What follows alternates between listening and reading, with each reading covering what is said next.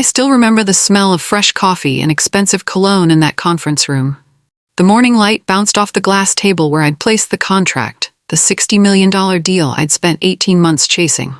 My heart was racing with pride. This was my moment.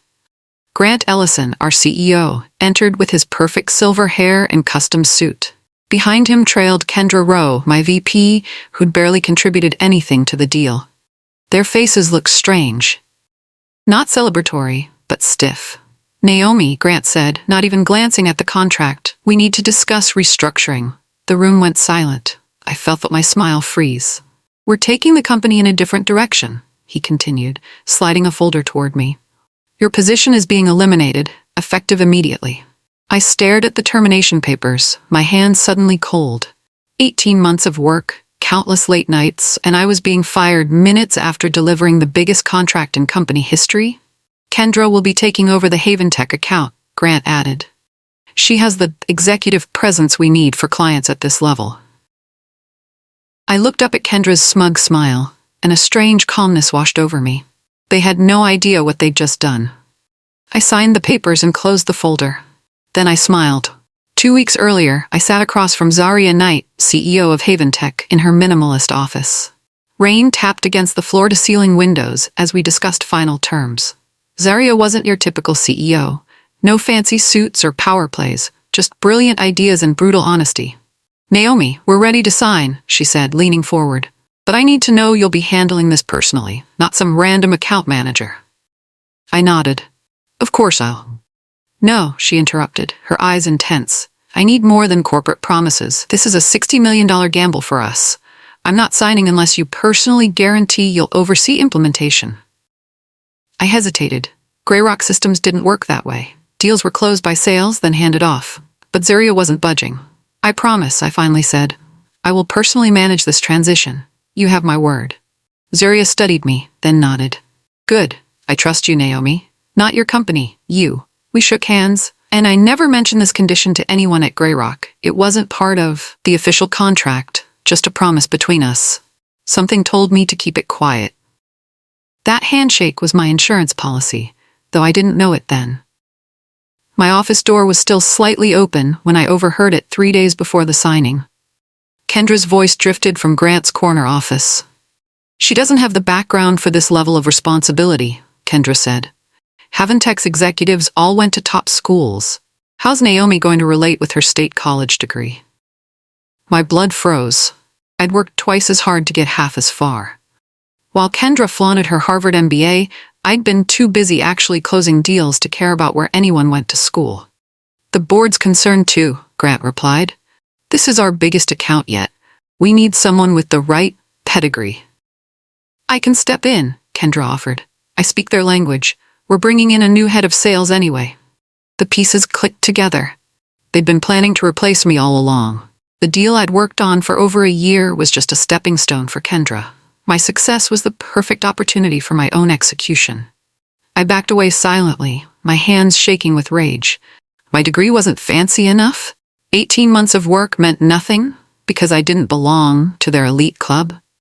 I'd never felt so furious or so determined. Back in my apartment that evening, after being fired, I deleted Greyrock's number from my phone. My potted plants needed watering, my cat needed feeding.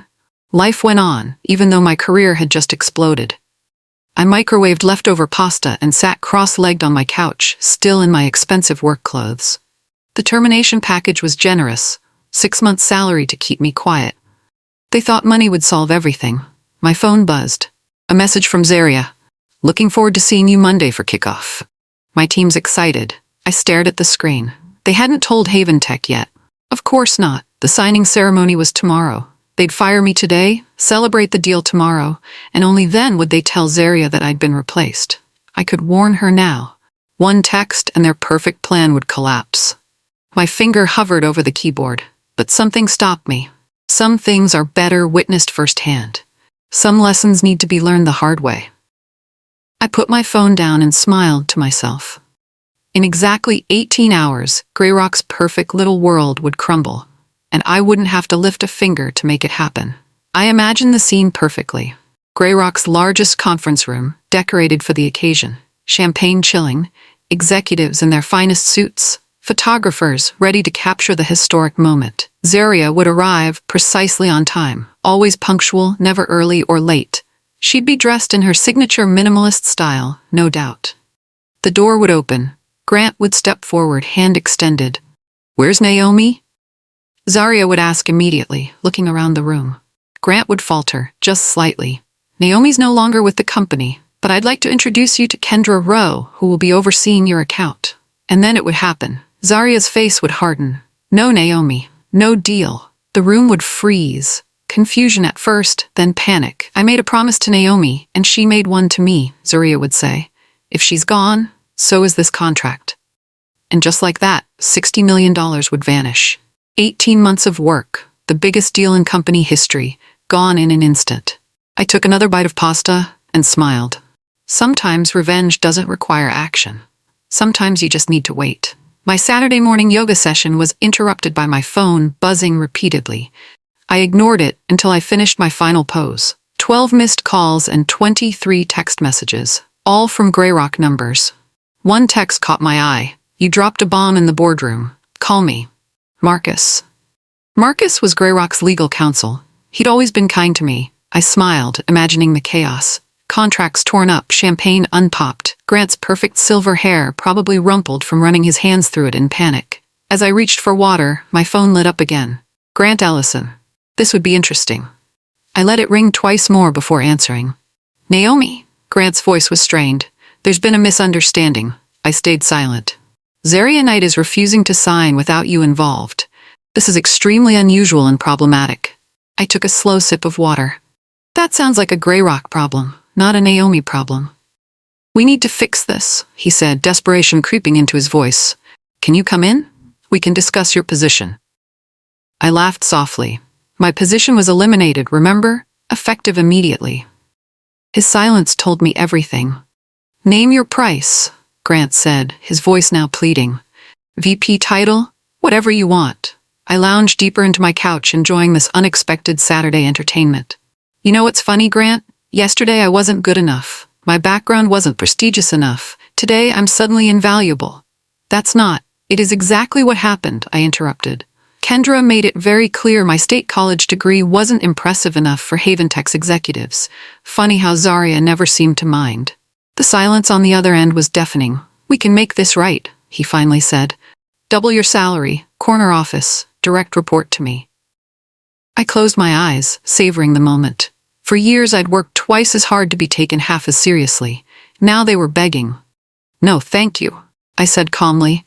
"You didn't value me before. You only want me because you're bleeding now." "Naomi, please." "Good luck with Haventech, Grant. I hear Zaria can be quite stubborn when she feels someone's broken a promise." I hung up and blocked his number. Sunday morning, my doorbell rang. I peered through the peephole to see Zaria Knight standing in my hallway, holding a bottle of expensive tequila. "You should have told me," she said when I opened the door, stepping inside without waiting for an invitation. I shrugged. "Would it have changed anything?" "No," she admitted, setting the tequila on my kitchen counter. "But I could have prepared better." Grant Ellison looked like he was going to pass out. We both laughed as I grabbed shot glasses. "They offered to bring you back," Zaria said, not a question, but a statement. I nodded, pouring the amber liquid. "Triple my salary, VP title, the works." And I told them no." She smiled, lifting her glass. "Good, because I have a better idea." We clinked glasses and took our shots. The tequila burned pleasantly. "I'm not signing with Greyrock," Zaria continued. "Not now, not ever. But I still need a new system, and you still need a job." "What are you suggesting?" Her eyes sparkled. "I know someone you should meet. Another CEO who's been trying to get my attention for years." Monday afternoon, I met Blake Ashton at a rooftop restaurant downtown. He wasn't at all what I expected. No slick suit or rehearsed smile, just jeans, a simple button-up, and the most intense focus I'd ever experienced. "Zaria speaks highly of you," he said after we ordered. "That's rare." I studied him carefully. "Your company, Orion Nexus, you're going after Greyrock's market." He nodded. "We're smaller, faster, more innovative. What Greyrock's selling is already outdated." "Then why hasn't Zaria signed with you before now?" Blake smiled. "She never returned my calls, until yesterday." The waiter brought our drinks, sparkling water for him, iced tea for me. No alcohol. This was business. So, I said, why am I here? Because you understand enterprise clients. You built relationships I couldn't even get started, and you just walked away from a $60 million deal on principle. I didn't walk away. I was fired. Details, he waved dismissively. The point is, Zarya trusts you. I need someone Zarya trusts. I took a slow sip of my tea. And what do I get out of this? Blake leaned forward. How does head of strategic account sound? Plus equity. Real equity, not the symbolic kind. I'm not interested in a title, I told Blake, watching his expression shift from confidence to curiosity. I can get a title anywhere. He nodded slowly. What are you interested in? Impact, I said simply. Freedom to build something that matters. No more corporate politics or Harvard networking clubs. Blake laughed. I dropped out of college, so you're safe there. The city skyline stretched behind him, including the gray rock building where I'd spent 5 years climbing a ladder that was rigged from the start. Here's my offer, Blake continued. You bring your expertise. I give you the platform and resources. We build something better than Grey Rock ever imagined. And Zarya? I asked. That's up to you. You landed her once? Think you can do it again? I smiled. This wasn't about revenge anymore. This was about building something authentic, something Kendra and Grant could never understand with their polished resumes and empty promises. One condition, I said. I build my team my way. No pedigree requirements. I want people who deliver, regardless of where they went to school. Blake extended his hand. Welcome to Orion Nexus. Zarya arrived at Orion Nexus's modest headquarters the following week. Their office couldn't have been more different from Grey Rock's glass tower. Open space, standing desks, walls covered with ideas instead of awards. Blake, Zarya, and I sat in a small conference room. No champagne, no photographers, just coffee and honest conversation. Your system is still unproven, Zarya said to Blake, never one to sugarcoat. Grey Rock has a track record. A track record of firing the people you trust, Blake countered. I spread out my proposal on the table, similar to what I'd designed at Grey Rock, but better, more flexible, more innovative, built for growth rather than just maintenance. I can offer the same guarantees I made before, I said to Zarya. With one improvement, I'm not going anywhere this time. Zarya studied the papers, then looked at me. Same price? 10% less, I replied. We don't have Grey Rock's overhead. She raised an eyebrow, impressed. When can you start? We already have, Blake said, pointing to initial wireframes on his tablet. Zarya extended her hand to Blake, then to me. Send over the contracts. We're in. Just like that, a $54 million deal was born, and Grey Rock's first domino fell. The news broke faster than I expected. Tech industry newsletters picked up the story. Haventech pulls $60 million deal with Grey Rock, signs with upstart Orion Nexus instead. My LinkedIn exploded with connection requests. Old colleagues messaged with questions. Even my mother called after reading about it online. Is it true? She asked. Did you really walk away from Grey Rock and take their biggest client? I didn't walk away, Mom. They fired me. I corrected her. Everything else is basically true. She paused. I'm proud of you, honey. Standing up for yourself like that. Her words hit me harder than I expected. All those years of pushing myself, of trying to prove I belonged despite not having the right background. It wasn't just for me. It was for her too. For everyone who'd been told they weren't good enough because they didn't fit some arbitrary mold. That afternoon, my phone rang with an unfamiliar number. I answered cautiously. Is this Naomi Vega? A woman asked. Speaking. This is Diane Powell, CEO of Meridian Solutions. I understand you've recently joined Orion Nexus. My heart skipped. Meridian was on Grey Rock's prospect list, another potential huge client. We're currently reviewing proposals, she continued. I'd like to add Orion Nexus to our consideration list. The ripples were becoming waves. Through industry contacts, I heard about the chaos at Grey Rock. Their stock dropped 12% after the Haventech news went public. Investors were asking uncomfortable questions. The board called an emergency meeting. Marcus, still my friend despite everything, sent me a text. Board meeting was brutal. Grant blamed Kendra. Kendra blamed legal. Everyone's looking for someone to throw under the bus. I didn't feel the satisfaction I expected. These were people I'd worked with for years. I didn't want them to suffer. I just wanted them to learn. That evening, an email arrived from Kendra. Surprising, considering everything. I underestimated you, she wrote. That was my mistake, and now I'm paying for it. They're looking for a scapegoat. Guess who's first in line? I closed my laptop without replying. Kendra had chosen her path when she decided my background wasn't prestigious enough. Now she was learning that Harvard degrees don't shield you from consequences. Later, I got another text from Marcus. Greyrock stock down 18% now. 3 more clients asking questions. Board wants answers. Grant looks terrible. The empire wasn't just cracking. It was crumbling. My first day at Orion Nexus was refreshingly different.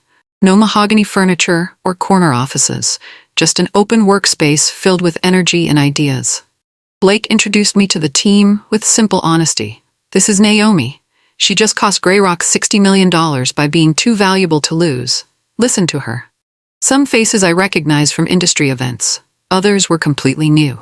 All looked at me with a mix of curiosity and respect. I was given a desk near the window and a small team to start with. No fancy title plaque, no executive assistant. Just work that mattered and people who cared.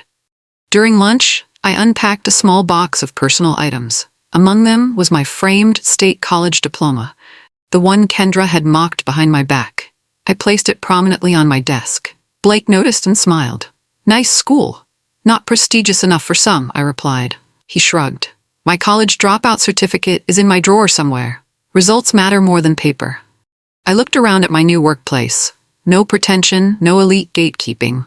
Just innovation and authenticity. For the first time in years, I felt like I could breathe. Kendra didn't go quietly. She launched a desperate campaign to reclaim the Haventech deal, calling Zaria multiple times a day until Zaria finally had her number blocked. She offered to beat our price by 15%, Zaria told me over lunch. When that didn't work, she started hinting that your implementation would fail without Greyrock's resources. I nearly choked on my salad. What did you say to that? Zaria smiled coolly. I said that Naomi Vega with a laptop is worth more than Greyrock's entire development team. Meanwhile, Blake and I were preparing our pitch for Meridian Solutions, the second domino in what we hoped would be a long row. Our proposal wasn't just competitive, it was revolutionary, combining elements that Greyrock hadn't even considered. That evening, Diane Powell's assistant confirmed our presentation slot. The same day Greyrock was scheduled to pitch. The playing field was leveling. Before leaving the office, I got a notification that Grant had viewed my LinkedIn profile. Twice. He could see I'd updated my position to Head of Strategic Partnerships, Orion Nexus. He could also see the growing list of congratulations from industry contacts. I wondered if he regretted his decision yet.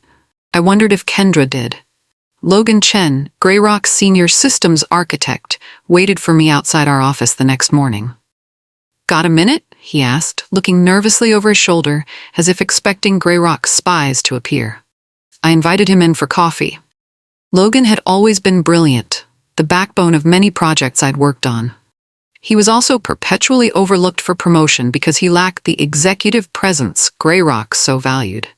They're imploding, he said once we sat down. 3 more clients are reviewing their contracts. Grant is micromanaging everything. Kendra's blaming everyone but herself. I nodded, waiting for the real reason he was here. I heard what they did to you, he continued. The real reason, not the restructuring lie they told everyone. I stayed silent. I spent 6 years building their systems, Logan said, his voice steady. 6 years being told I'm too quiet for leadership roles. I'm ready for something new. The request was clear, though unspoken. I studied him carefully. We value results here, Logan, I said finally. Not how loud you talk in meetings or what school you attended. Relief washed over his face. When can I start? How's Monday sound? The exodus was beginning. Meridian Solutions signed with us 2 weeks later. Another major client lost for Greyrock. Another win for Orion Nexus. Our team celebrated with pizza and beer in the conference room. No fancy restaurants or champagne, just genuine satisfaction for work well done. My phone lit up with a text from Marcus. Grant just received a report identifying 5 more at-risk clients, all asking about you specifically. Board is in full panic mode. I showed the message to Blake, who grinned. The best revenge is massive success. This isn't about revenge, I corrected him. It's about building something better. That night, I received an unexpected email from a junior analyst at Greyrock, someone I'd mentored briefly. They're monitoring your LinkedIn, making lists of who's connecting with you, creating risk assessments based on which clients engage with your posts. I was living rent-free in their heads. The thought wasn't entirely unpleasant. Later, a notification popped up on my phone. Kendra had removed me from her LinkedIn connections. I smiled. She still didn't understand. This wasn't about networking or connections. This was about value. Real value, not the kind you claim on a resume. Greyrock was scared. And they should be. Monday morning brought news that Greyrock's legal team was preparing a cease and desist letter, claiming I had violated non-compete clauses. Marcus sent a heads up. They're desperate, looking for anything to slow you down. I forwarded the warning to Blake, who connected me with Orion's attorneys. Within hours, they confirmed what I already knew. My Greyrock contract had no enforceable non-compete. They had nothing. But Kendra wasn't done. Through industry channels, I learned she was telling clients that Zaria was considering a breach of contract suit against us. It was a desperate lie. I called Zaria immediately. "Are you hearing these rumors? About me suing you?" She laughed. "Yes. Apparently, I'm very angry about being tricked into breaking my Greyrock contract." "Except there was no contract," I pointed out. "You never signed." "Exactly. I've already had my PR team issue a statement clarifying that. Kendra's going to look even worse when it hits the news tomorrow." I thanked her and hung up, feeling a strange mix of emotions. This wasn't the clean professional break I'd imagined. This was turning into a war. One Greyrock started but couldn't possibly win. Not against us. Not anymore. That evening, Zaria invited me to her apartment for dinner. It was a sparse, modern space with floor-to-ceiling windows overlooking the city. We sat on her balcony with takeout containers and wine, watching the sunset. "Remember senior year?" she asked, refilling my glass. "That terrible apartment we shared?" I laughed. "The one with the leaky ceiling and the neighbors who fought all night? How could I forget?" "We ate ramen for a month straight to afford textbooks," she said, smiling at the memory. "And we made that pact." The pact. I hadn't thought about it in years. Two college girls sitting cross-legged on a stained carpet, making promises about the future. "When one of us makes it, we pull the other one up," I recited from memory. Zaria nodded. "I always thought I'd be the one pulling you up. Turns out we're pulling each other." We clinked glasses. Behind her, the Greyrock building stood tall among the skyscrapers, its windows glowing in the dusk. Once I dreamed of having an office near the top. Now I realized how much bigger the world was outside those glass walls. "To promises kept," Zaria said. "To promises kept," I echoed. Some bonds transcend contracts. Some loyalty can't be bought with Harvard degrees or corner offices. Blake called me into his office early Tuesday, grinning as he spun his monitor toward me. Headlines blazed across the screen. Startup Orion Nexus steals second major client from industry giant Greyrock. How a fired manager built a rival empire in under 30 days. Greyrock stock plummets as client exodus continues. TechCrunch, Forbes, Business Insider, they were all running with the story. The David versus Goliath narrative was too juicy to ignore. "We're trending," Blake said, unable to contain his excitement. "Venture capital firms are calling. Everyone wants a piece of what we're building." My phone buzzed continuously with notifications. Old colleagues, industry peers, reporters requesting interviews. "What do you want to do?" Blake asked. "This is your moment too." I considered the question carefully. Part of me wanted to tell the world how Greyrock had dismissed me for not having the right pedigree. How classism and elitism had cost them millions. But a bigger part recognized that success speaks louder than any interview ever could. "Let's focus on building," I said finally. "The results will tell our story better than words." Blake nodded approvingly. "That's why you're here." Later that day, we closed a third major deal. No press release necessary. The news hit like a tidal wave. Kendra Rowe, VP of Strategic Accounts at Greyrock Systems, was stepping down to pursue other opportunities. The corporate euphemism fooled no one. She had been fired or forced to resign, which amounted to the same thing. Marcus texted details. Board cited catastrophic mismanagement of key relationships. "She's gone. Grant demoted to president, no longer CEO. They're bringing in crisis management." I felt a complicated mix of emotions. Satisfaction, certainly, but also a strange sadness. Kendra had chosen the wrong path, valuing pedigree over performance, status over substance. Now she was paying the price. That afternoon, LinkedIn notifications showed 5 more Greyrock employees had updated their profiles as open to work. The exodus was accelerating. An email arrived from Grant, sent to my personal address since I'd blocked him everywhere else. I was wrong. It read simply, "I'm sorry. Too little, too late." But I appreciated the humanity behind it. In another life, in a company that valued the right things, perhaps we could have built something amazing together. I closed the email without replying. Some bridges can't be rebuilt once burned. 1 month after Zaria signed with us, our team had grown from 7 to 23. Many were former Greyrock employees, talented people who had been overlooked or undervalued for all the wrong reasons. I called them my Phoenix team. Resin from the ashes of their former careers, Logan had transformed our technical architecture, finally allowed to implement ideas Greyrock had deemed too innovative. Mira, a brilliant analyst who'd been stuck in an entry-level role because she was too direct in meetings, now led our data strategy. Jason, passed over repeatedly at Greyrock despite stellar performance because he lacked polish, headed our client success team. We weren't just building software. We were building a culture. One that valued results over resumes, impact over image. Blake gave me full autonomy to shape this team my way. No HR filters requiring specific schools or years of experience. Just raw talent and genuine passion. During our weekly all-hands meeting, I looked around at these faces, some I'd known for years, others brand new to me. All united by a shared vision of what work could be when freed from arbitrary gatekeeping. "This is just the beginning," I told them. And I meant it. Greyrock's new CEO, Patricia Winters, was known as a turnaround specialist. Her first move was predictable, a buyout offer for Orion Nexus. The email came directly to Blake and me. "We see tremendous potential in combining our organizations. Name your price." Blake called me into his office to discuss it. "They're desperate," he said, feet propped on his desk. "This is a last-ditch effort to stop the bleeding." I nodded. Their board must be in full panic mode. "So," Blake leaned forward, "what do we tell them?" I thought about Greyrock's glass tower, the executive offices with their mahogany furniture, the prestigious address, all the trappings of success without the substance. Then I looked around at our modest space filled with energy and authentic innovation.